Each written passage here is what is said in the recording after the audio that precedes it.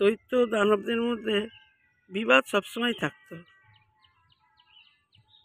ভগবান বিষ্ণু সাগর জলের ওপর সহস্র মূর্তিধারী শেষ নাগের শয্যায় শায়িত হয়ে যোগ নিদ্রায় নিদ্রিত ছিলেন। সেই সময় ভগবান বিষ্ণুর নাভি দেশ থেকে একটা পদ্ম প্রস্ফুটিত হলো। সেই পদ্মের ওপর বেদ চতুষ্টর, মূর্তি চতুষ্টর এবং মুখ চতুষ্টর পিতামহ ব্রহ্মার জন্ম হয়।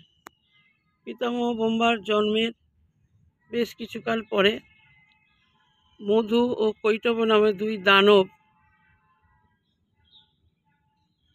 ব্রহ্মার কাছ থেকে বেদ চুরি করার জন্য সাগরের নিচে নামলেন এবং সেইখান থেকে ব্রহ্মাকে ভয় দেখাতে শুরু করলেন। পিতামহ ব্রহ্মা ভয় পেয়ে শ্রী বিষ্ণুর নাভি কম্পমান করলেন। নাভি কাঁপা অবস্থাতে শ্রী বিষ্ণুর নিদ্রা ভেঙে গেল। তখন তিনি ওই দানবদের বললেন কে? তারপরে এই দানবরা সামনে এলেন।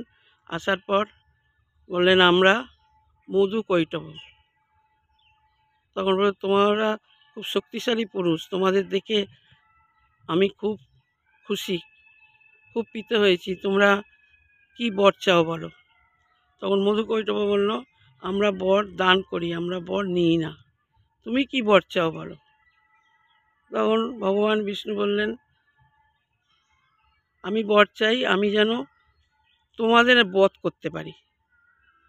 তখন মধু কৈটব বললেন আমরা সত্যবাদী ও ধার্মিক, আমরা মিথ্যা বলি না, এই বর আপনাকে অনেক দিন আগেই আমরা দিয়েছি এবং আপনি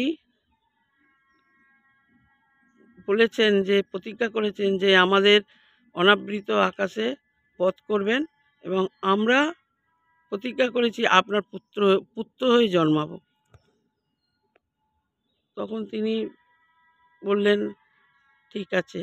এই চিন্তা করলেন, দেখলেন অনাবৃত আকাশ বা অনাবৃত কোনো স্থান তিনি পেলেন না। তিনি তখন তার উরুদেশে, অনাবৃত উরুদেশে মধু ও কৈটবকে